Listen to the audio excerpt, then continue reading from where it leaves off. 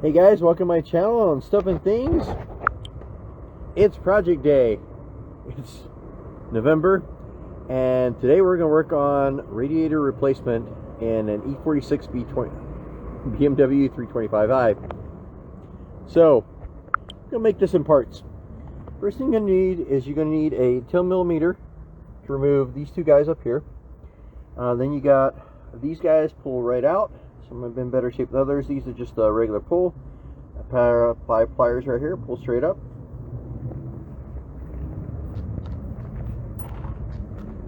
And I'm one-handed, and we're going to go through this. So first thing I'm going to do is remove this connector right here.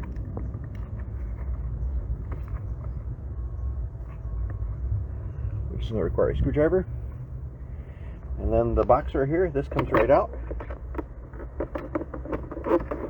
Keep track of all your parts.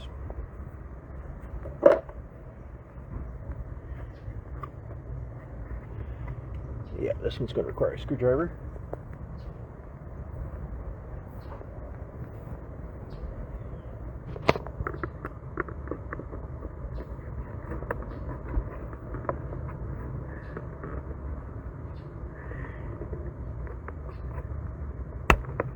And I think this is going to be the one-handed one. So anyway, you want to undo this clamp over here. And this guy will slide right out. There's a little bit of a pull on here. And we'll continue the radiator removal. Next thing you want to do is you want to go ahead and remove these two guys. This one pulls straight up, and these connectors have been here a long time.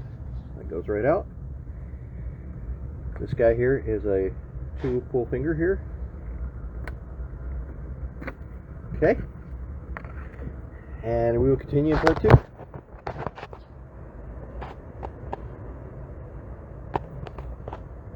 Sure what we captured here. Let's go through this again. So 2 screws right here. The pop stuff's over here. We'll show the box. Then we want to remove this clamp here. I'm going to slide a screwdriver underneath this to get this out. These 2 connectors, and then we'll continue in part 2. Okay guys, continue with our work over here. One thing I love about BMW is the hoses here are not your stereotype. What you do is you put a screwdriver in here, and this little guy just pops right out. Same thing with this guy here on this side. It may take some persuasion, but so that guy is loose here. This guy here, same thing. Take a little bit of persuasion. Guy comes right out. We're good here. And then we got our hoses over here. What we're going to do next, I'm seeing a disconnect down here. And I believe this is one of the hoses that we're going to be changing out over here.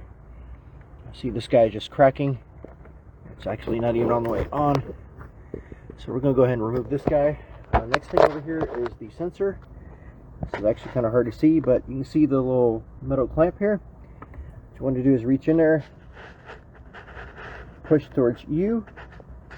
At the top of the clamp here, it's like a little spring-loaded thing. Pull up.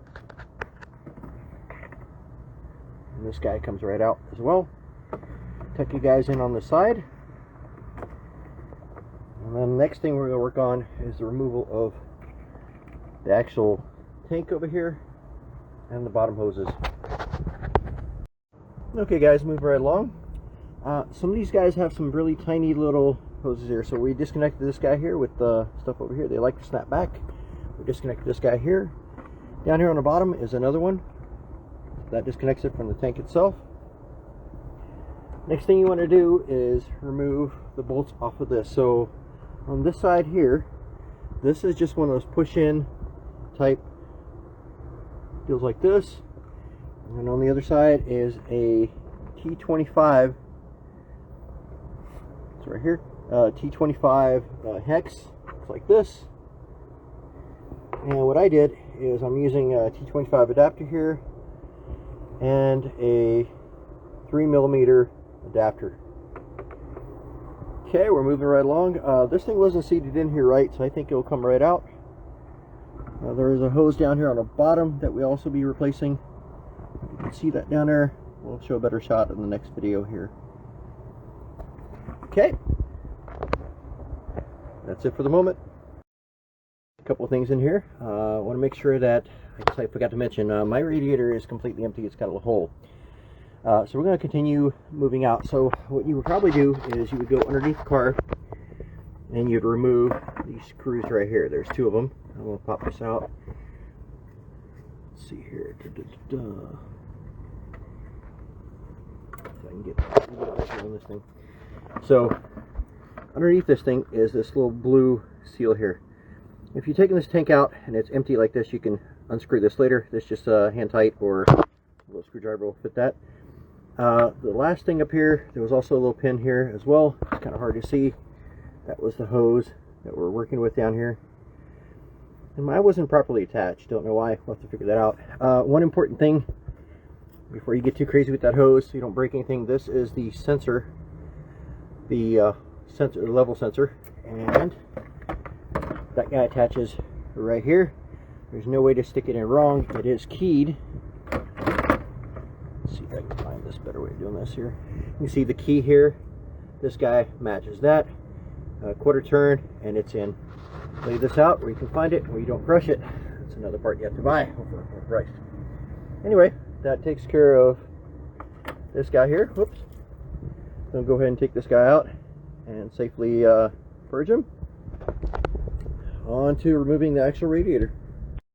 We're continuing with our journey here. So this down here is just a little Phillips. You would undo that to get all the stuff out. Now, if this thing had been properly attached, you can see one of these little BMW famous clamps over here. This actually is a really good system. You just take this, give it a little pull, and this unlocks. So that would actually free it, but mine was not sitting correctly. So okay, next we have a clip right here. You take a screwdriver, pry it underneath it, and out comes your fan, provided you disconnected everything correctly. Keep good track of your parts. That's a key. And next thing we're going to work on is removing the actual radiator itself here. So down here what we're looking at is the pan. We're able to do everything without that. I do see that we're going to have to disconnect. Do not disconnect these. These are for your brake stuff. That goes in a separate area. You don't want to mess with that. What we're going to do is we're going to disconnect the one with the sensor. You can get a better view of that sensor that I was talking about down here. And we're going to take a screwdriver. And we're going to pop the clip up here. Is it from the top or bottom? Looks like it's from the top. Okay, so that's really easy. Just put your finger in there, release, and with some persuasion, which I'm not going to make you guys seasick, we'll get that out. Okay guys, we removed all the stuff over here, removed the top sensor here. We also did the spring release and removed this right here. And now for the fun part, I have to clean off my lens. If you did everything correctly, the radiator comes right out, kind of, sort of.